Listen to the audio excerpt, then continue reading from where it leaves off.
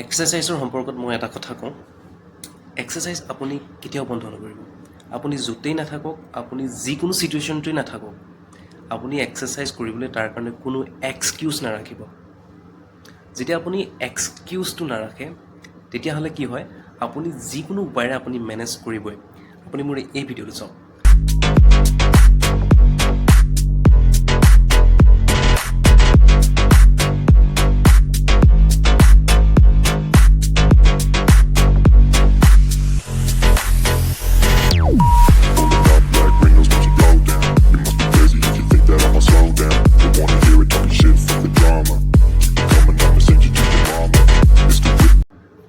চাওক, মই লাষ্ট 2 ডেইজৰ পৰা এখন হোটেলত আছোঁ হায়দৰাবাদত।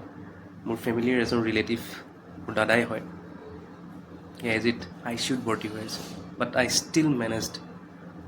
কাৰণ হেল্থ ইজ ৱেল্থ।